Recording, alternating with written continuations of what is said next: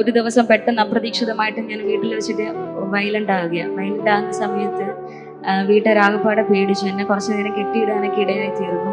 അങ്ങനെ ഒത്തിരി സമയം ഇങ്ങനെ ഇത് കണ്ടിന്യൂസ് ആയിട്ട് വരുന്നുണ്ട്, മാറുന്നില്ല എന്നുള്ളത് കൊണ്ട് ആ ഡോക്ടറിന്റെ അടുക്കിലേക്ക് തന്നെ കൊണ്ടുപോയി. അപ്പോൾ പുള്ളിക്കാരി പറഞ്ഞു, എന്തായാലും മെഡിക്കൽ കോളേജിന് തന്ന മെഡിസിൻ അപ്പുറത്തേക്ക് എനിക്ക് വേറെ മെഡിസിൻ ഒന്നും തരാനില്ല, പേരൂർക്കട മെന്റൽ ഹോസ്പിറ്റലിൽ ഷിഫ്റ്റ് ചെയ്ത് കഴിഞ്ഞാൽ അവർ നന്നായിട്ട് കെയർ ചെയ്യുമെന്ന് പറഞ്ഞു. പക്ഷേ എൻ്റെ വീട്ടുകാർക്ക് അത് താങ്ങാൻ പറ്റിയില്ല. അവർ മറ്റെന്തെങ്കിലും ഒരു ഓപ്ഷൻ ഉണ്ടോ എന്ന് ചോദിച്ചു. ഇതിൻ്റെ ഇടയിലും ഡോക്ടർ പറഞ്ഞു എനിക്ക് 4-5 രോഗം, മെന്റൽ ഇഷ്യൂ എനിക്കുണ്ട്, അപ്പോൾ ട്രീറ്റ്മെന്റ് കുറച്ച് നാൾ നീളും. വീട്ടുകാർ തീരുമാനിച്ചു എന്തായാലും നമ്മളൊരു ഹിന്ദു പശ്ചാത്തലത്തിൽ ജീവിക്കുന്നത് കൊണ്ട് ഒരു പൂജ ചെയ്ത് നോക്കുമ്പോൾ അതിൽ നിന്നിട്ട് എന്തെങ്കിലും വ്യത്യാസം വരികയാണെന്നുണ്ടെങ്കിൽ അതല്ലേ ഏറ്റവും നല്ലത്, ഇങ്ങനെ ട്രീറ്റ്മെന്റ് ഇങ്ങനെ കണ്ടിന്യൂസ് ചെയ്തു പോകുന്നതിനെക്കാട്ടിലും നല്ലതല്ലേ എന്ന് പറഞ്ഞ് എന്നെ ഹോസ്പിറ്റലിൽ നിന്ന് ഡിസ്ചാർജ് ചെയ്യിപ്പിച്ചു. എന്നെ അങ്ങനെ ഒരു പൂജയ്ക്ക് കൊണ്ടുപോവുകയും പൂജാരിയുടെ അടുക്കിലേക്ക് പോവുകയൊക്കെ ഇടയായി. അത്യാവശ്യം നല്ല ക്യാഷ് മുടക്കിയിട്ടാണ് എനിക്ക് വേണ്ടിയിട്ട് പൂജയൊക്കെ ചെയ്തത്. എന്നിട്ടും എനിക്ക് എൻ്റെ കണ്ടീഷന് വേറൊരു വ്യത്യാസം വരുന്നില്ല. ഒരു കുഞ്ഞ് എത്രത്തോളം ആത്മാർത്ഥമായി ഒരു അപ്പൻ്റെ അടുത്ത് കാര്യങ്ങൾ ഷെയർ ചെയ്യും, അതുപോലെ ഞാൻ കർത്താവിൻ്റെ അടുത്ത് കരയുവാനിടയായി.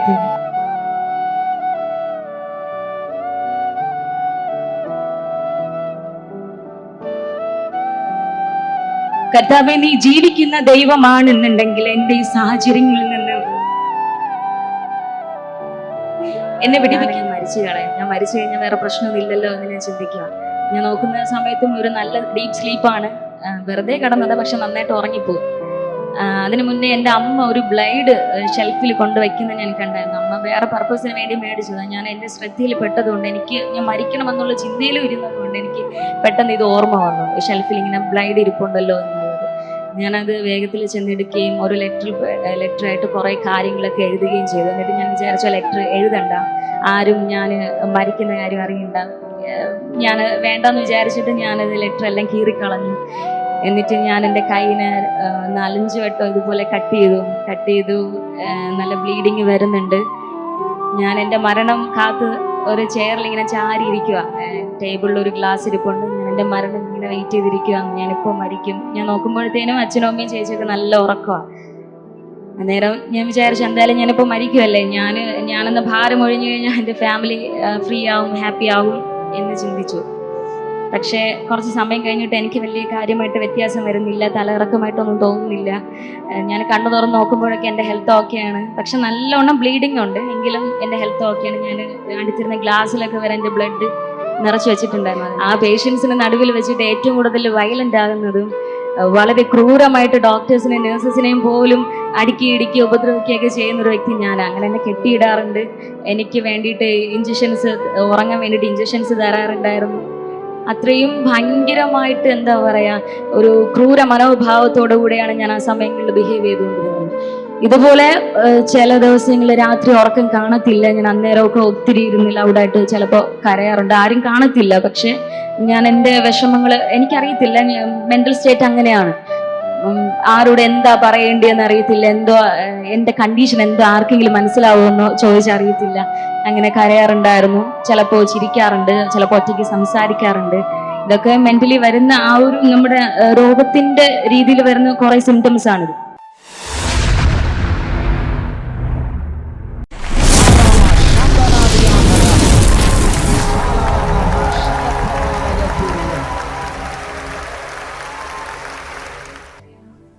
ചുരുക്കം ചില വാക്കുകളിൽ എൻ്റെ സാക്ഷ്യത്തെ നിങ്ങളുടെ മുമ്പിൽ പങ്കുവയ്ക്കാൻ ഞാൻ ആഗ്രഹിക്കുകയാണ്. ആദ്യം തന്നെ ദൈവത്തിന് നന്ദി അറിയിക്കുന്നു. കാരണം ഇങ്ങനൊരു ചർച്ചിൽ കടന്നു വരാനും നിങ്ങളുടെ ഒപ്പമായിരിക്കാനും എൻ്റെ ടെസ്റ്റ് മണി നിങ്ങളോട് ഷെയർ ചെയ്യാനൊക്കെയും കർത്താവ് നൽകിയ വിലയേറിയ ഭാഗ്യത്തെ ഞാൻ അതിനെ എത്ര നന്ദി പറഞ്ഞാലും മതിയാവത്തില്ല. ഞാൻ എൻ്റെ സാക്ഷ്യത്തിലേക്ക് കടക്കുകയാണ്. എൻ്റെ പേര് ആതിര, ഞാൻ ട്രിവാൻഡ്രം സ്വദേശിയാണ്. നിങ്ങൾ പ്രതീക്ഷിക്കുന്ന പോലെ ഒരു ക്രിസ്ത്യൻ ബാക്ക്ഗ്രൗണ്ട് ഫാമിലിയിൽ നിന്നല്ല ഞാൻ കടന്നു വരുന്നത്. എൻ്റെ ഒരു ഫാമിലി ഹിസ്റ്ററി നോക്കിക്കഴിഞ്ഞാൽ ഞാനൊരു ഹിന്ദു ബാക്ക്ഗ്രൗണ്ടിൽ നിന്ന് ജനിച്ച് വളർത്തപ്പെട്ട ഒരു വ്യക്തിയാണ്. അപ്പോൾ അതുകൊണ്ട് തന്നെ എനിക്ക് യേശു ആരെന്ന് എനിക്ക് അറിയത്തില്ല. ഞാൻ കരുതി വച്ചിരുന്നത് ക്രിസ്ത്യാനികളുടെ ദൈവം മാത്രമാണ് യേശു. ഹിന്ദുക്കൾക്ക് 30 മുക്കോടി ദൈവം ഉണ്ടെന്ന് പറയാറുണ്ട്, മുസ്ലിംസ് അള്ളാഹുവിനെ ആരാധിക്കാറുണ്ട്. അതുപോലെ ക്രിസ്ത്യാനികൾ യേശുവിനെ ആരാധിക്കുന്നു, അതിനപ്പുറത്തേക്ക് എനിക്ക് വേറെ കാഴ്ചപ്പാട് യേശുവിനെ കുറിച്ച് ഇല്ലായിരുന്നു. കാരണം എൻ്റെ വീടും ഒരു പൂജാമുറിയുണ്ട്, ഞാൻ ക്ഷേത്രങ്ങളിലൊക്കെ പോകുന്നത്, പ്രാർത്ഥിക്കുന്നത്, എൻ്റെ ഫാമിലി അങ്ങനെയായിരുന്നു. സോ ഞാൻ അങ്ങനത്തെ ഒരു കൾച്ചറിൽ വളർന്നു വന്നതിന് ശേഷമാണ് എൻ്റെ 15-ാമത്തെ വയസ്സിൽ എനിക്ക് യേശു കർത്താവിനെ എൻ്റെ രക്ഷകനായി സ്വീകരിക്കാൻ എൻ്റെ ജീവിതത്തിൽ ഭാഗ്യം കിട്ടുന്നത്. അത് ഞാൻ കടന്നു വന്ന വഴി അത്ര നിസ്സാരമല്ല. എൻ്റെ 15-ാമത്തെ വയസ്സെന്ന് പറയുമ്പോൾ നമ്മളെന്താ ഒരു ടീനേജ് എന്ന് പറയും, കൗമാരപ്രായമാണ്. എല്ലാവരും ഇച്ചിരി ഫ്രീഡം ഒക്കെ ആഗ്രഹിക്കുന്ന ഒരു ടൈമാണ്. കുറച്ച് എൻജോയ് ചെയ്ത് നടക്കാം, അല്ലെങ്കിൽ പഠിക്കുന്നവരാണെങ്കിൽ പഠിത്തത്തിൽ കോൺസെൻട്രേറ്റ് ചെയ്ത് 10ാം ക്ലാസ് ഭയങ്കര സീരിയസ് ആയിട്ട് പഠിക്കുന്ന ഒരു ടൈമാണ്. അപ്പോൾ അങ്ങനെ നല്ല മാർക്കൊക്കെ മേടിക്കണം എന്നൊക്കെ ഉള്ളൊരു കാഴ്ചപ്പാടോടുകൂടെ ഞാനും മുന്നോട്ട് പോയിക്കൊണ്ടിരുന്ന സമയത്താണ് എനിക്ക് പെട്ടെന്നൊരു മാനസികമായ വിഭ്രാന്തി കടന്നു വരികയും ഞാൻ തീർത്തും ഒരു മാനസിക രോഗിയായിട്ട് മാറുകയും ചെയ്തത്. ആക്ച്വലി എൻ്റെ ഫാമിലിക്ക് ഇത് സഹിക്കാൻ പറ്റുന്നതിന് അപ്പുറമാണ്, എന്നെ പഠിപ്പിക്കുന്ന ടീച്ചേഴ്സിനും അതിനെക്കാട്ടിലും വിഷമമാണ്.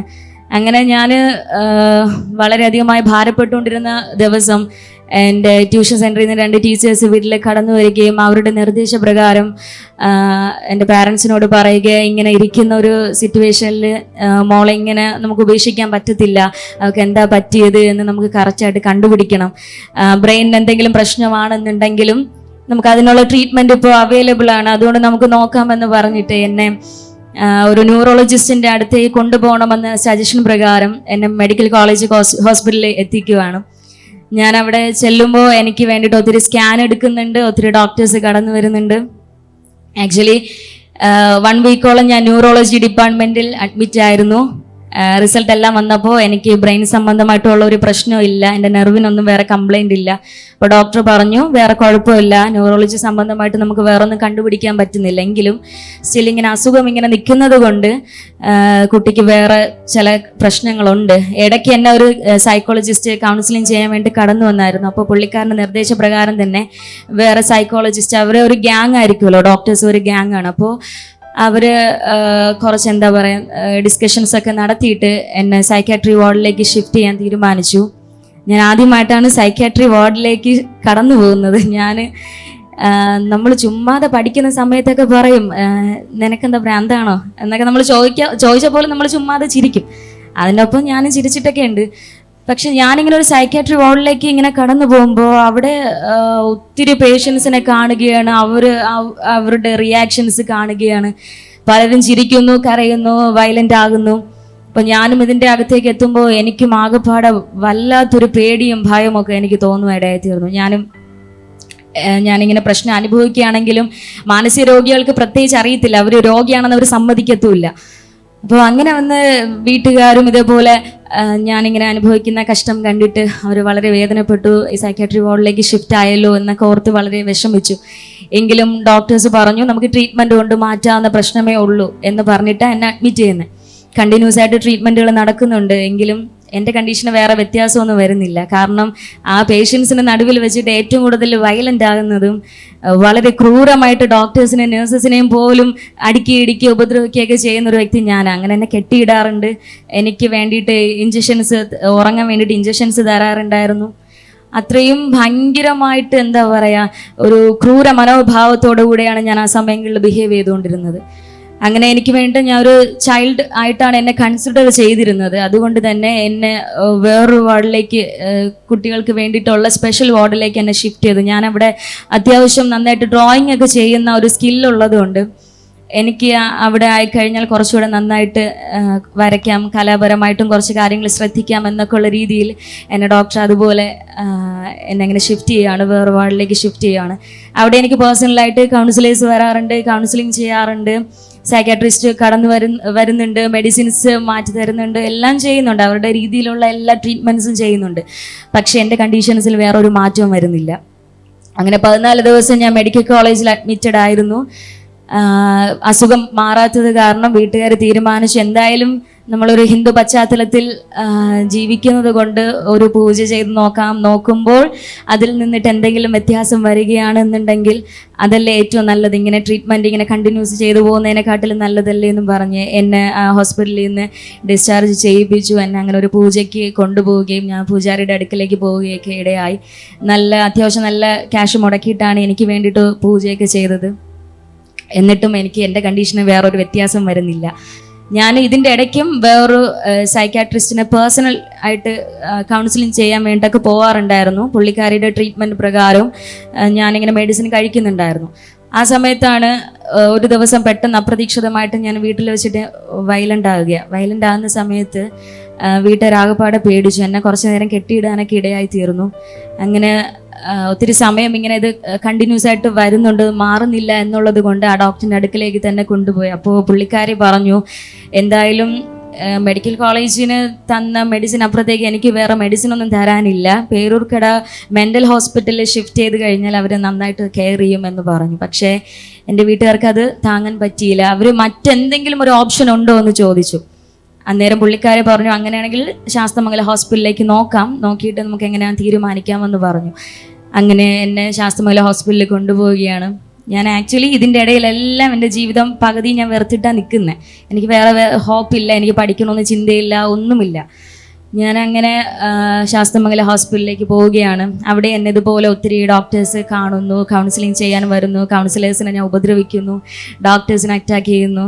ഇങ്ങനത്തെ സംഭവങ്ങൾ റെക്കറൻ്റായിട്ട് ഇങ്ങനെ നടന്നുകൊണ്ടിരിക്കുക. ഇതിൻ്റെ ഇടയിലും ഡോക്ടർ പറഞ്ഞു, എനിക്ക് 4-5 രോഗം, മെൻ്റൽ ഇഷ്യൂ എനിക്കുണ്ട്. അപ്പോൾ നമുക്ക് ട്രീറ്റ്മെൻറ്റ് കുറച്ച് നാൾ നീളും, എങ്കിൽ മാത്രമേ കറക്റ്റായിട്ടുള്ളൊരു റിസൾട്ട് കിട്ടത്തുള്ളൂ എന്ന് പറഞ്ഞു. അങ്ങനെ ഞാൻ 21 ദിവസം ശാസ്തമംഗലം ഹോസ്പിറ്റലിൽ സ്പെൻഡ് ചെയ്തു. ഇതിനിടയിൽ ഒരു ദിവസമാണ് എനിക്ക് പെട്ടെന്ന് എൻ്റെ അച്ഛനും അമ്മയും ചേച്ചിയൊക്കെ മയക്കം പിടിച്ചിരിക്കുന്ന സമയത്ത് ഞാൻ വിചാരിക്കും, എന്തായാലും ഇവരൊത്തിരി കഷ്ടപ്പെടുവല്ലേ, എനിക്ക് വേണ്ടിയിട്ട് ഇങ്ങനെ ഭാരപ്പെടുവല്ലേ, അതുകൊണ്ട് ഞാനങ്ങ് മരിച്ചു കളയും. ഞാൻ മരിച്ചു കഴിഞ്ഞാൽ വേറെ പ്രശ്നമൊന്നും ഇല്ലല്ലോ എന്ന് ഞാൻ ചിന്തിക്കുക. ഞാൻ നോക്കുന്ന സമയത്തും ഒരു നല്ല ഡീപ്പ് സ്ലീപ്പാണ്, വെറുതെ കിടന്നത്, പക്ഷെ നന്നായിട്ട് ഉറങ്ങിപ്പോയി. അതിന് മുന്നേ എൻ്റെ അമ്മ ഒരു ബ്ലൈഡ് ഷെൽഫിൽ കൊണ്ടുവയ്ക്കുന്ന ഞാൻ കണ്ടായിരുന്നു. അമ്മ വേറെ പർപ്പസിന് വേണ്ടി മേടിച്ചതാണ്. ഞാൻ എൻ്റെ ശ്രദ്ധയിൽ പെട്ടതുകൊണ്ട്, ഞാൻ മരിക്കണമെന്നുള്ള ചിന്തയിലും ഇരുന്നത് കൊണ്ട് എനിക്ക് പെട്ടെന്ന് ഇത് ഓർമ്മ വന്നു, ഷെൽഫിൽ ഇങ്ങനെ ബ്ലൈഡ് ഇരിപ്പുണ്ടല്ലോ എന്നുള്ളത്. ഞാനത് വേഗത്തിൽ ചെന്നെടുക്കുകയും ഒരു ലെറ്ററായിട്ട് കുറേ കാര്യങ്ങളൊക്കെ എഴുതുകയും ചെയ്തു. എന്നിട്ട് ഞാൻ വിചാരിച്ച ലെറ്റർ എഴുതണ്ട, ആരും ഞാൻ മരിക്കുന്ന കാര്യം അറിയണ്ട, ഞാൻ വേണ്ടെന്ന് വിചാരിച്ചിട്ട് ഞാനത് ലെറ്റർ എല്ലാം കീറിക്കളഞ്ഞു. എന്നിട്ട് ഞാൻ എൻ്റെ കൈയിനെ 4-5 വട്ടം ഇതുപോലെ കട്ട് ചെയ്തു. നല്ല ബ്ലീഡിങ് വരുന്നുണ്ട്. ഞാൻ എൻ്റെ മരണം കാത്ത് ഒരു ചെയറിൽ ഇങ്ങനെ ചാരി ഇരിക്കുക. ടേബിളിൽ ഒരു ഗ്ലാസ് ഇരിപ്പുണ്ട്. ഞാൻ എൻ്റെ മരണം ഇങ്ങനെ വെയിറ്റ് ചെയ്തിരിക്കുകയാണ്, ഞാനിപ്പോൾ മരിക്കും. ഞാൻ നോക്കുമ്പോഴത്തേനും അച്ഛനും അമ്മയും ചേച്ചിയൊക്കെ നല്ല ഉറക്കമാണ്. അന്നേരം ഞാൻ വിചാരിച്ചു, എന്തായാലും ഞാനിപ്പോൾ മരിക്കുമല്ലേ, ഞാനെന്ന ഭാരം ഒഴിഞ്ഞു കഴിഞ്ഞാൽ എൻ്റെ ഫാമിലി ഫ്രീ ആവും, ഹാപ്പി ആകും എന്ന് ചിന്തിച്ചു. പക്ഷേ കുറച്ച് സമയം കഴിഞ്ഞിട്ട് എനിക്ക് വലിയ കാര്യമായിട്ട് വ്യത്യാസം വരുന്നില്ല, തലയിറക്കമായിട്ടൊന്നും തോന്നുന്നില്ല. ഞാൻ കണ്ണു തുറന്ന് നോക്കുമ്പോഴൊക്കെ എൻ്റെ ഹെൽത്ത് ഓക്കെയാണ്, പക്ഷെ നല്ലോണം ബ്ലീഡിങ് ഉണ്ട്, എങ്കിലും എൻ്റെ ഹെൽത്ത് ഓക്കെയാണ്. ഞാൻ അടുത്തിരുന്ന ഗ്ലാസ്സിലൊക്കെ വരെ എൻ്റെ ബ്ലഡ് നിറച്ച് വെച്ചിട്ടുണ്ടായിരുന്നു. അതെന്തിനാണ് ചെയ്തതെന്ന് എനിക്കറിയത്തില്ല. അങ്ങനെ ഞാനിരുന്ന സമയം പെട്ടെന്ന് എൻ്റെ മനസ്സിൽ ഒരു ചിന്ത വരുക, ആതിര, നിനക്ക് ഇനിയും ജീവിക്കണ്ടായോ? ഇങ്ങനെ പോയാൽ എങ്ങനെയാണ്, നിനക്ക് ഇനിയും ഒരു ഫ്യൂച്ചർ ഉണ്ട് എന്ന് പറഞ്ഞു. ഞാൻ ഏറ്റവും അധികമായ എൻ്റെ മൈൻഡ് മൊത്തം നെഗറ്റീവായിട്ടാണ് ഞാൻ ചിന്തിച്ചുകൊണ്ടിരിക്കുന്നത്. പക്ഷേ അതിൻ്റെ ഇടയിൽ ഈ ഒരു പോസിറ്റീവ് തോട്ട് വരിക എന്ന് പറയുന്നത് സത്യം പറഞ്ഞാൽ സാധ്യമല്ല. പക്ഷെ അത് കർത്താവ് സംസാരിച്ചതാണെന്ന് ഞാൻ വിശ്വസിക്കുന്നു. ആ ശബ്ദത്തിൻ്റെ പ്രകാരം ഞാൻ ആ ശബ്ദം ശ്രദ്ധിച്ചുകൊണ്ട് തന്നെ ഞാൻ പെട്ടെന്ന് പോയി ഡോർ തുറക്കുകയും ഞാൻ പുറത്തേക്ക് ഇറങ്ങി നടക്കുകയും ചെയ്തു. അവിടെ കെയർ ടേക്കേഴ്സായിട്ട് വേറെ രോഗികളുടെ കൂടെ വന്ന ഒരു അപ്പച്ചനും അമ്മച്ചിയും ഞാനിങ്ങനെ നടക്കുന്നത് കണ്ടിട്ട് ഇവർ നോക്കുക, ഇവളെന്താ ഇങ്ങനെ നടക്കുന്നത്, നടത്തത്തിന് എന്തോ പന്തികേടുണ്ടല്ലോ. നോക്കുന്ന സമയം ഞാൻ പോകുന്ന വഴി മൊത്തം ഇങ്ങനെ ബ്ലീഡിങ്ങാണ്, എൻ്റെ കയ്യിൽ നിന്ന് ബ്ലഡ് ബ്ലീഡായിക്കൊണ്ടിരിക്കുന്നു. അങ്ങനെ അവർ പറഞ്ഞു, അയ്യോ കുഞ്ഞ് കൈ മുറിച്ചോ എന്ന് ചോദിച്ചിട്ട് പെട്ടെന്ന് എന്നെ ഒന്ന് പിടിക്കുകയും ഡോക്ടേഴ്സിനെ നഴ്സസിനെയൊക്കെ അറിയിച്ചിട്ട് എന്നെ സ്റ്റിച്ചിടാൻ വേണ്ടി കൊണ്ടുപോവുകയും ചെയ്തു. അങ്ങനെ ഞാൻ അവിടെ നിന്നൊരു തീരുമാനമെടുത്തു, എന്തായാലും ട്രീറ്റ്മെൻറ്റ് എനിക്ക് വേണ്ട, ഞാൻ എന്തായാലും പഠിക്കണം, എനിക്ക് നല്ല പോലെ വളരണം എന്നൊക്കെ ഞാൻ ആഗ്രഹിച്ചു. പക്ഷെ ആ ഒരു പ്രതീക്ഷയോടെയാണ് ഞാൻ കമ്പൽ ചെയ്തിട്ടാണ് എനിക്ക് ഡോക്ടർ ഡിസ്ചാർജ് തരുന്നത്. കാരണം ഡോക്ടർ പറഞ്ഞു, മോക്ക് അസുഖം മാറിയിട്ടില്ല, ഇപ്പോൾ ട്രീറ്റ്മെൻറ്റ് നടന്നുകൊണ്ടിരിക്കുന്നതല്ലേ ഉള്ളൂ, ഇനി കുറച്ച് ദിവസം എടുക്കും, ഇപ്പോൾ പോകേണ്ട കാര്യമില്ല, ഇച്ചിരി ദിവസം കൂടെ കിടന്ന് കംപ്ലീറ്റ് നോർമലായിട്ട് പോകാമെന്ന് പറഞ്ഞു. പക്ഷേ ഞാൻ ഡോക്ടറിനോട് പറയുക, എനിക്ക് ഡിസ്ചാർജ് ഇന്ന് തന്നെ വേണം, എനിക്ക് വേറെ പ്രശ്നമൊന്നുമില്ല, ഞാൻ ഓക്കെ ആയി എന്ന് പറഞ്ഞ് എൻ്റെ കോൺഫിഡൻസ് പ്രകാരം ഡോക്ടർ എനിക്ക് ഡിസ്ചാർജ് എഴുതി തന്നു. അങ്ങനെയാണെങ്കിൽ എൻ്റെ ഇഷ്ടം പോലെ ആയിക്കോന്ന് പറഞ്ഞ് ദേഷ്യത്തിലാണ് എഴുതി തരുന്നത്. ഞാൻ അങ്ങനെ വീട്ടിലേക്ക് പോകുമ്പോഴും എനിക്ക് ഇതേ കണ്ടീഷൻ തന്നെ ഇങ്ങനെ തുടർച്ചയായിട്ട് വന്നുകൊണ്ടിരിക്കുന്നു. ഞാൻ വയലൻ്റ് ആകുന്നു, നിങ്ങൾക്ക് അറിയുമെന്നറിയത്തില്ല, ഇത് ഓരോരോ രോഗമാണ്. മെൻ്റലി ഉള്ള ഇഷ്യൂസിന് ഓരോന്നിനും ഓരോ സിംറ്റംസ് ആയിരിക്കും. എന്നെ സംബന്ധിച്ച് എനിക്ക് രാവിലെ വരെ ഞാൻ ഉറങ്ങിയിട്ടുള്ള ടൈമുണ്ട്. അതായത് ഒരു രാവിലെ 4 മണി വരെ, അതായത് വൈകുന്നേരം 4 മണി വരെ ഞാനിങ്ങനെ കണ്ടിന്യൂസ് ആയിട്ട് സ്ലീപ്പ് ചെയ്യാറുണ്ടായിരുന്നു. നിങ്ങൾ ചിന്തിക്കണം, രാത്രി ഉറങ്ങുന്ന ഞാനാണ്, വൈകുന്നേരം 4 മണിക്കാണ് ഞാൻ എഴുന്നേൽക്കുന്നത്. ഇതിൻ്റെ ഇടയ്ക്ക് ഞാൻ ഉണരുന്നില്ല. അപ്പം അത്രയും കണ്ടിന്യൂസ് സ്ലീപ്പ് എനിക്കുണ്ടായിരുന്നു. ഇതുപോലെ ചില ദിവസങ്ങളിൽ രാത്രി ഉറക്കം കാണത്തില്ല. ഞാൻ അന്നേരമൊക്കെ ഒത്തിരി ഇരുന്ന് ലൗഡായിട്ട് ചിലപ്പോൾ കരയാറുണ്ട്. ആരും കാണത്തില്ല, പക്ഷേ ഞാൻ എൻ്റെ വിഷമങ്ങൾ എനിക്കറിയത്തില്ല. മെൻ്റൽ സ്റ്റേറ്റ് അങ്ങനെയാണ്. ആരോട് എന്താ പറയേണ്ടതെന്ന് അറിയത്തില്ല, എന്തോ എൻ്റെ കണ്ടീഷൻ എന്തോ ആർക്കെങ്കിലും മനസ്സിലാവുമെന്നോ ചോദിച്ചറിയത്തില്ല. അങ്ങനെ കരയാറുണ്ടായിരുന്നു, ചിലപ്പോൾ ചിരിക്കാറുണ്ട്, ചിലപ്പോൾ ഒറ്റയ്ക്ക് സംസാരിക്കാറുണ്ട്. ഇതൊക്കെ മെൻ്റലി വരുന്ന ആ ഒരു നമ്മുടെ രോഗത്തിൻ്റെ രീതിയിൽ വരുന്ന കുറേ സിംറ്റംസ് ആണിത്. ഞാനങ്ങനെ ഫേസ് ചെയ്തുകൊണ്ടിരുന്ന സമയത്ത് വീട്ടിൽ ചെന്നിട്ടും ഇതേ സിറ്റുവേഷൻ കണ്ടിന്യൂസ് ആയിട്ട് നടന്നുകൊണ്ടിരിക്കുക. അന്നേരമാണ് എൻ്റെ ഒരു സുഹൃത്ത് എനിക്ക് കർത്താവിനെ പരിചയപ്പെടുത്തുവാൻ ഇടയായി തീർന്നത്. വിശ്വാസത്തിലേക്ക്, ചർച്ചിലേക്ക് കടന്നു വരിക, നിൻ്റെ രോഗം മാറും, പ്രാർത്ഥിച്ചു കഴിഞ്ഞാൽ നിനക്ക് വിടുതൽ കിട്ടുമെന്നൊക്കെ പറയുന്നത്. പക്ഷേ എനിക്കത് വിശ്വസിക്കാൻ ഞാൻ അന്ന് സന്നദ്ധയല്ലായിരുന്നു. കാരണം ഞാൻ വളർന്നു വന്നൊരു ബാക്ക്ഗ്രൗണ്ട് വെച്ചിട്ട് ഒരിക്കലും എനിക്ക് പ്രാർത്ഥന എന്ന് പറയുന്നത് എനിക്ക് അക്സെപ്റ്റ് ചെയ്യാൻ പറ്റത്തില്ല. പക്ഷെ ഞാൻ ഒരു ദിവസം രാത്രി ഉറങ്ങുന്ന സമയം ഞാൻ അന്ന് വളരെയധികമായി കരഞ്ഞിട്ട് ഞാൻ അങ്ങ് ഡീപ്പ് സ്ലീപ്പ് ആയിപ്പോയി. ഡീപ്പ് സ്ലീപ്പ് ആകുന്ന സമയത്ത് എനിക്ക് പെട്ടെന്ന് ഒത്തിരി ആൾക്കാർ ഒരുമിച്ച് കൂടിയിരുന്ന എത്ര ലൗഡ് വോയിസ്, ക്ലാപ്പ് ചെയ്യുമ്പോൾ എത്ര ലൗഡ് വോയിസ് കാണും, ആ വോയിസ് ഞാൻ എൻ്റെ ചെവിയിൽ കേൾക്കുക. ഞാനിത് കേട്ട് ഞെട്ടി ഉണർന്നപ്പോൾ ഇതെന്താ സംഭവം, ഞാൻ ഇങ്ങനെ ഒരു പ്രതിഭാസം ഇതുവരെയും കണ്ടിട്ടില്ല, ഇങ്ങനെ ആരാധിക്കുന്ന ആൾക്കാരെ ഞാൻ കണ്ടിട്ടില്ല, ഇതെന്താണെന്ന് എനിക്ക് മനസ്സിലായില്ല. പക്ഷെ എനിക്ക് പിന്നത്തേതിൽ ഞാൻ ചർച്ചിൽ ചെന്നപ്പോൾ അവിടുത്തെ അറ്റ്മോസ്ഫിയർ കണ്ടപ്പോൾ മനസ്സിലായിട്ടാണ് കർത്താവിനെ കാണിച്ചതെന്നുള്ളത്. പക്ഷെ അങ്ങനെ ദേവദാസന്മാരുടെ പ്രാർത്ഥന പ്രകാരം എനിക്ക് കർത്താവ് പല രീതികളിലും ഓരോ ദിവസത്തോളം എനിക്ക് വിടുതൽ നൽകി തരുവാൻ ഇടയായി തീർന്നു. ഞാൻ വചനത്തെ കൂടുതൽ ശ്രദ്ധിക്കുവാനും ദൈവത്തോട് കൂടുതൽ അടുക്കുവാനും ഒക്കെ എൻ്റെ കണ്ണിനെ കർത്താവ് തുറന്നു. ഹല്ലേലൂയ. ഞാൻ ആദ്യമൊക്കെ വചനം വായിക്കുമ്പോൾ എനിക്ക് സത്യമായിട്ടും എനിക്ക് മനസ്സിലാകത്തില്ലായിരുന്നു എൻ്റെ ഡെപ്ത് എത്രത്തോളം ഉണ്ടെന്ന്. പക്ഷേ ഞാൻ വിശ്വാസത്തിൻ്റെ ആഴങ്ങളിലേക്ക് ഇറങ്ങി വരും തോറും കർത്താവ് പല കാര്യങ്ങളും എന്നെ വെളിപ്പെടുത്തുവാൻ ഇടയായിത്തീർന്നു. അങ്ങനെ വിശ്വാസത്തിന് ചവിട്ടുപടി ഇങ്ങനെ ഓരോ സ്റ്റെപ്പ് ബൈ സ്റ്റെപ്പായിട്ട് കർത്താവിനെ വിടുവിക്കുന്നത് എനിക്ക് എന്നെ മനസ്സിലാക്കി. അതിനുശേഷമാണ് എൻ്റെ എഡ്യൂക്കേഷൻസൊക്കെ ഞാൻ നടത്തിയത്. ഗ്രാജുവേറ്റ് ആണ്. കർത്താവിൻ്റെ കൃപയാൽ അങ്ങനെ ഒരു ദൈവദാസൻ എനിക്കൊരു ഹസ്ബൻഡായിട്ട് ദൈവം നൽകി തരുവാൻ ഇടയായി തീർന്നു. ഞാൻ ഇതിൻ്റെ ഇടയിൽ ഞാൻ നിങ്ങളോട് ഒരു കാര്യം പറഞ്ഞല്ലോ, ഞാൻ സൂയിസൈഡ് ചെയ്തപ്പോൾ ഞാൻ കേട്ട ശബ്ദം എന്താണ്. ഞാൻ ഇന്ന് തിരിച്ചറിയുന്ന ഒരു കാര്യമുണ്ട്. ഞാൻ 7th പഠിക്കുന്ന സമയത്ത് 7ാം ക്ലാസ്സിൽ ഞാൻ പഠിക്കുമ്പോൾ എന്നെ പഠിപ്പിക്കുന്ന ഒരു ടീച്ചർ, എനിക്കെന്നും ശ്വാസം മുട്ടല എന്ന് പറഞ്ഞാൽ നോർമലി ഒരാൾ ശ്വാസം മുട്ടുന്ന രീതിയിലല്ലാത്ത വേറൊരു രീതിയിലുള്ള ഒരു ശ്വാസം മുട്ടലായിരുന്നു എനിക്ക്. അങ്ങനെ ഞാൻ എന്നും ഡസ്റ്റ് അലർജിയാന്ന് പറഞ്ഞിട്ട് ഇങ്ങനെ മാസ്ക് വെച്ചിട്ടേ പോകത്തുള്ളൂ. നമ്മൾ ഈ കോവിഡ് ടൈമിലാണ് എല്ലാവരും മാസ്ക് വെച്ചത്, അത് നമ്മൾ കോമൺ ആയിരുന്നു. പക്ഷേ നിങ്ങളും ചിന്തിച്ച് നോക്കണം, 10,000 സ്റ്റുഡൻസ് പഠിക്കുന്ന സ്കൂളിൽ ഒരാൾ മാത്രം മാസ്ക് വെച്ചിട്ട് പോയാൽ എങ്ങനെ ഇരിക്കും? പലരും കളിയാക്കും, പലരും ചിരിക്കും. പക്ഷേ ഡസ്റ്റ് അലർജി ടീച്ചേഴ്സ് വരെ എൻ്റെ അടുത്ത് ചോദിച്ചിട്ടുണ്ട്, എന്തിനാ ഇതിൻ്റെ ആവശ്യമുണ്ടോ എന്നൊക്കെ ചോദിച്ചിട്ടുണ്ട്. പക്ഷേ എൻ്റെ അന്നത്തെ രോഗം അത്രയ്ക്ക് തീവ്രമായിരുന്നു. ഞാൻ അങ്ങനെ മാസ്ക് വെച്ചിട്ട് പോകുന്ന ഒരു സമയം എനിക്ക് പെട്ടെന്ന് ഇങ്ങനെ വയ്യായ്ക വന്നു. സ്കൂളിൽ വെച്ചിട്ട് വയ്യായ്ക വന്നപ്പോൾ ഞാൻ സ്റ്റാഫ് റൂമിൽ ചെന്ന് റെസ്റ്റ് എടുക്കാനിരുന്ന സമയത്ത് എന്നെ പഠിപ്പിക്കുന്ന ടീച്ചർ എന്നെ കടന്നു വന്ന് കാണുകയാണ്. ടീച്ചർ ചോദിച്ചു, ആതിര എന്താ ഇവിടെ ഇരിക്കുന്നത്, എന്തോ പറ്റിയെന്ന് ചോദിച്ചു. അന്നേരം ഞാൻ ടീച്ചറിനോട് പറഞ്ഞു, ടീച്ചർ എനിക്ക് ശ്വാസം മുട്ടലാണ്, ഞാൻ ഇച്ചിരി കൂടെ കഴിഞ്ഞിട്ട് ഞാൻ ഓക്കെ ആയിട്ട് ഞാൻ ക്ലാസ്സിൽ കയറാമെന്ന് പറഞ്ഞു. ഓക്കെ, നീ റെസ്റ്റ് എടുത്തോ, ഓക്കെ ഞാൻ ചോദിച്ചതേ ഉള്ളൂ എന്നും പറഞ്ഞു ടീച്ചർ അന്നത്തെ ദിവസം കടന്നുപോയി. പിറ്റേ ദിവസം ടീച്ചറെ കടന്നു വരുന്ന സമയത്ത് എന്നെ മാത്രം സ്പെഷ്യലായിട്ട് വിളിച്ച് ടീച്ചറിനെ അടുത്തിരുത്തുക. എനിക്ക് വേണ്ടിയിട്ടൊരു ബെഞ്ചൊക്കെ അറേഞ്ച് ചെയ്തിട്ട് എന്നിട്ട് ടീച്ചറിൻ്റെ അടുത്ത് എന്നെ പിടിച്ചിരുത്തുക. ബാക്കിയുള്ള സ്റ്റുഡൻസിന് വേറെ ആക്ടിവിറ്റീസും കൊടുത്തിട്ടുണ്ട്. ടീച്ചർ എന്നോട് ചോദിച്ചു, ഇപ്പോൾ എങ്ങനെയുണ്ട്, ശ്വാസം മുട്ടൽ എങ്ങനെയുണ്ട്, നിനക്ക് കുറവുണ്ടോ? ഞാൻ പറഞ്ഞു, ഇല്ല ടീച്ചർ, എനിക്ക് വേറെ വ്യത്യാസമൊന്നുമില്ല, ഇങ്ങനെ ഞാൻ മെഡിസിൻസും എടുക്കുന്നുണ്ട്, പക്ഷെ എൻ്റെ കണ്ടീഷന് വേറെ മാറ്റമൊന്നുമില്ല എന്ന് പറഞ്ഞു. അന്നേരം ടീച്ചർ പറഞ്ഞു, നിനക്ക് യേശുവിൽ വിശ്വാസമുണ്ടോ? ഞാൻ ആകെപ്പാടെ അങ്ങ് ഞെട്ടിപ്പോയി. എന്ന് പറഞ്ഞു, ഒരു ഹിന്ദു ആയിരുന്നു. എൻ്റെ കയ്യിൽ നോക്കിയാൽ ചരടുണ്ട്, കഴുത്തിൽ ഏലസ് ഇട്ടിട്ടുണ്ട്. അപ്പം എൻ്റെ അടുത്ത് നോക്കിയിട്ട് ടീച്ചർ യേശുവിൽ വിശ്വാസം ഉണ്ടോ എന്നൊക്കെ ചോദിച്ചാൽ ഞാൻ എന്ത് ആൻസർ പറയാം? ഞാൻ പറഞ്ഞു, യേശുവിനെ ഞാൻ കേട്ടിട്ടുണ്ട്, വിശ്വാസം ഉണ്ട് എന്ന് പറഞ്ഞു. അത് ടീച്ചറിനെ ഒന്ന് തൃപ്തിപ്പെടുത്താൻ വേണ്ടിയിട്ട് പറഞ്ഞതാ. പക്ഷെ അന്നേരം ടീച്ചർ എന്നോട് പറഞ്ഞു, മോളെ നീ ബൈബിൾ വായിച്ച് പ്രാർത്ഥിച്ച് യേശുവിൻ്റെ അടുത്ത് നീ പ്രാർത്ഥിക്കുകയാണെന്നുണ്ടെങ്കിൽ നിൻ്റെ അസുഖം പൂർണ്ണമായിട്ടും മാറും, കർത്താവ് നിന്നെ സൗഖ്യമാക്കും. എന്നിട്ട് ടീച്ചർ എൻ്റെ അടുത്ത് ഒത്തിരി കാര്യങ്ങൾ പറയുക. അന്നേരം ടീച്ചർ എന്നോട് പറഞ്ഞു, വെളിപ്പാട് പുസ്തകത്തിൽ പറയുന്ന ഒരു വചനം, അവൻ്റെ ശബ്ദം പെരുവെള്ളത്തിൻ്റെ ഇരച്ചിൽ പോലെ. എന്നെ ആകെപ്പാട് സ്ട്രൈക്ക് ചെയ്ത ഒരു യേശുവിൻ്റെ ശബ്ദം പെരുവെള്ളത്തിൻ്റെ ഇരച്ചിൽ പോലെ ആണെന്നുണ്ടെങ്കിൽ യേശു എങ്ങനെയായിരിക്കും? Just imagine. എനിക്കത് ഭയങ്കരമായിട്ട് സ്ട്രൈക്ക് ചെയ്ത് ഞാൻ അന്നേ ദിവസം എനിക്ക് എങ്ങനെയെങ്കിലും വേഗത്തിൽ വീട്ടിലെത്തണം. എന്നും പതുക്കെ നടന്നൊക്കെ പോകുന്നത്, കുറച്ച് കാഴ്ചകളൊക്കെ കണ്ടിട്ടാണ് പോകുന്നത്. പക്ഷെ അന്ന് ടീച്ചർ പറഞ്ഞ ആ വാക്കിൻ്റെ പ്രേരണ എൻ്റെ ഉള്ളിൽ നിന്ന് എനിക്ക് പ്രേരണ വരുമോ, എനിക്ക് എങ്ങനെയെങ്കിലും പ്രാർത്ഥിക്കണം, എനിക്ക് എങ്ങനെയെങ്കിലും വേഗത്തിൽ വീടെത്തണം. ഞാനങ്ങനെ ഒത്തിരി സ്പീഡിൽ ഇങ്ങനെ നടന്ന് എൻ്റെ മാക്സിമം എനർജി എടുത്തിട്ടാണ് ഞാൻ അന്ന് നടക്കുന്നത്. ഞാനങ്ങനെ വേഗത്തിൽ വീട്ടിലെത്തി ഫ്രഷായി. എൻ്റെ അച്ഛനും അമ്മമ്മയും ഞങ്ങളുടെ വീടിൻ്റെ തൊട്ടടുത്താണ് താമസിക്കുന്നത്. അപ്പോൾ എൻ്റെ അച്ഛൻ ജോലി കഴിഞ്ഞ് വരുന്ന സമയം ഞാനും അമ്മയും ചേച്ചിയും ഒക്കെ അച്ഛൻ്റെ അമ്മമ്മയുടെയും കൂടെ കുറച്ച് സമയം സ്പെൻഡ് ചെയ്യാൻ പോകാറുണ്ട്. ഞങ്ങൾ അവിടെ ഇരുന്ന് സംസാരിക്കാറുണ്ട്. അന്നത്തെ ദിവസം ഞാൻ പറഞ്ഞു, അമ്മയെ ചേച്ചി ഞാനിന്ന് വരുന്നില്ല, നിങ്ങൾ പൊക്കോ എന്ന് പറഞ്ഞു. തൊട്ടടുത്ത വീട്, സോ അവർ അങ്ങനെ വേറൊന്നും ചിന്തിക്കത്തില്ല.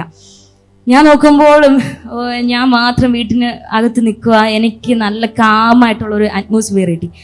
പ്രാർത്ഥിക്കേണ്ടത് എങ്ങനെയെന്ന് അറിയത്തില്ല. ടീച്ചർ എന്നോട് പ്രാർത്ഥിക്കാൻ പറഞ്ഞു. പക്ഷെ ഞാൻ എന്താ ഒരു റൂമിലേക്ക്, എന്നെ ആരോ നയിക്കുന്ന പോലെ ഞാൻ ഇങ്ങനെ ഒരു റൂം തുറന്ന് ഞാൻ റൂമിലേക്ക് കയറുകയാണ്. അവിടെ ഒരു പാ കിടന്നു, പാ വിരിച്ചു. ഞാനൊന്നും മുട്ടുമേൽ നിൽക്കാൻ എനിക്കറിയത്തില്ല. പക്ഷെ എൻ്റെ ഉള്ളിൽ പ്രേരണ വരികയും ഞാൻ മുട്ടിന്മേൽ നിന്നു. അന്ന് ഞാൻ യേശുവിനോട് കരഞ്ഞു. ഒരു കുഞ്ഞ് എത്രത്തോളം ആത്മാർത്ഥമായി ഒരു അപ്പൻ്റെ അടുത്ത് കാര്യങ്ങൾ ഷെയർ ചെയ്യും, അതുപോലെ ഞാൻ കർത്താവിൻ്റെ അടുത്ത് കരയുവാനിടയായി തീർന്നു.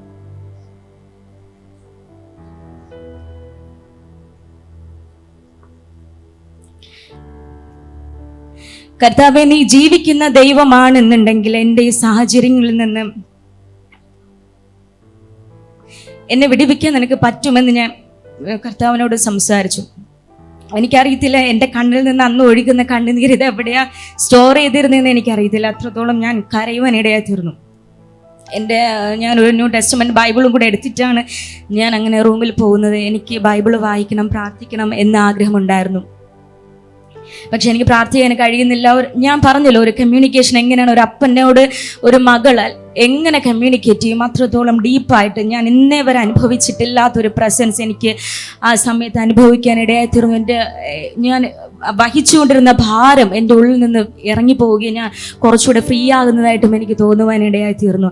പക്ഷെ ബൈബിൾ വായിക്കാൻ നോക്കിയിട്ട് എനിക്ക് അതിൻ്റെ ഒരു വേർഡ് പോലും എനിക്ക് വായിക്കാൻ കഴിയുന്നില്ല. കാരണം അത്രത്തോളം എൻ്റെ കൈയൊക്കെ ഷിവർ ചെയ്ത് നല്ലവണ്ണം തണുത്തുറഞ്ഞിരിക്കുന്ന ഒരു സിറ്റുവേഷനാണ്.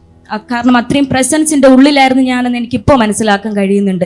ഞാൻ ഈ സന്തോഷം അറിയിക്കാൻ വേണ്ടിയിട്ട് ഞാൻ കഥയൊക്കെ വേഗത്തിൽ തുറന്നിട്ട് എൻ്റെ അമ്മയോട് ചേച്ചിയോട് ചെന്ന് പറയുക, ടീച്ചർ പറഞ്ഞ പോലെ ഞാൻ പ്രാർത്ഥിച്ചായിരുന്നു കേട്ടോ. ഞാനിങ്ങനെ കുറേ സമയം കർത്താവിൻ്റെ അടുത്ത് സംസാരിച്ചു. പക്ഷേ ഞാൻ പറഞ്ഞില്ല, അവർക്ക് അത് ഒരിക്കലും അക്സെപ്റ്റ് ചെയ്യാൻ പറ്റത്തില്ല. എന്നെ റിജക്റ്റ് ചെയ്തില്ലായിരുന്നു. ഞാൻ പറഞ്ഞ കാര്യം റിജക്റ്റ് ചെയ്തില്ല. എങ്കിലും അവരത് ചിരിച്ചു. അപ്പോൾ അങ്ങ് ഹാൻഡിൽ ചെയ്ത് വിട്ടു. പക്ഷേ ഒരുവനെ കർത്താവ് സെലക്ട് ചെയ്തിട്ടുണ്ടെങ്കിൽ അവനെ കർത്താവ് എപ്പോഴായാലും പിടിച്ചിരിക്കും. ഞാനത് മനസ്സിലാക്കി. എൻ്റെ ജീവിതത്തിൽ തിന്മയ്ക്കായി ഭവിച്ചു എന്ന് ഞാൻ വിചാരിച്ച സകല കാര്യവും പിന്നത്തേതിൽ എനിക്ക് കർത്താവ് നന്മയ്ക്കാക്കി മാറ്റി തീർത്തു. ഹല്ലേലൂയ. അതുകൊണ്ട് കർത്താവ് ഞാൻ മനസ്സിലാക്കുന്നത്, ഞാൻ അന്ന് എന്നെ സബ്മിറ്റ് ചെയ്ത സമയത്ത് കർത്താവ് എന്നെ കണ്ടിരുന്നു. കർത്താവിൻ്റെ പുസ്തകത്തിൽ എൻ്റെ പേര് എഴുതിയിട്ടുണ്ടാവാം. അതിനുശേഷമാണ് ഞാൻ ഇങ്ങനത്തെ ഒരു അനുഭവത്തിലൂടെ കടന്നു പോവുകയും, ഞാൻ സൂയിസൈഡ് ചെയ്യുന്ന സമയത്തും വേണമെങ്കിൽ സാധാരണയായിട്ടുള്ള ഒരു മനുഷ്യൻ അന്ന് മരിച്ചു പോകാമായിരുന്നു. പക്ഷേ കർത്താവ് എന്നെ അവിടെയും സേവ് ചെയ്ത്. എന്തിനാ? കർത്താവ് അത്രത്തോളം നമ്മളെ കണ്ടിരിക്കുന്നു എന്നുള്ളത് എൻ്റെ ലൈഫിൽ കൂടെ ഞാൻ മനസ്സിലാക്കിയ കാര്യമാണ്. നമുക്കറിയാവും കളിമണ്ണ് എങ്ങനെയാ പല ഷേപ്പിലാ കുശവൻ അതിനെ മെനയുന്നത്. പക്ഷെ ആ കുശവന്റെ ഉള്ളിൽ ആ ഒരു ഐഡിയ ഉണ്ടാവും, ഈ കളിമണ്ണ് ഏത് പാത്രമായി തീരണമെന്നുള്ളത്. പക്ഷെ കളിമണ്ണിന് അറിയത്തില്ല. കുശവൻ അതിനെ മോൾഡ് ചെയ്യുന്ന സമയത്തും കളിമണ്ണിന് അറിയത്തില്ല ഞാൻ ഏത് രൂപത്തിലായി തീരുന്നെന്ന്. പക്ഷേ കുശവനറിയാം, കുശവന് അതിനൊരു ഐഡിയ ഉണ്ടാവും. അപ്പോൾ കർത്താവ് നമ്മളെല്ലാവരെയും സെലക്ട് ചെയ്തിട്ടുണ്ട്. കർത്താവ് നമ്മളെല്ലാവരെയും കണ്ടിട്ടുണ്ട്. ദൈവം തന്നെ സ്നേഹിക്കുന്നവർക്ക് എന്നുള്ള വേർഡിന് പകരമായി ഞാൻ യൂസ് ചെയ്യുന്നു തൻ്റെ മക്കൾക്ക് കർത്താവ് ഒരുക്കിയിട്ടുള്ളത് ഒരു കണ്ണ് കണ്ടിട്ടില്ല, ഒരു ചെവി കേട്ടിട്ടില്ല, ഒരു മനുഷ്യന്റെ ഹൃദയത്തിൽ തോന്നിയിട്ടുമില്ല. പക്ഷേ ഒരുക്കിയിട്ടുള്ളത് എന്നാ പറഞ്ഞിരിക്കുന്നത്. അതായത് കർത്താവ് ഓൾറെഡി അത് സെറ്റ് ചെയ്ത് വച്ചിട്ടുണ്ട്.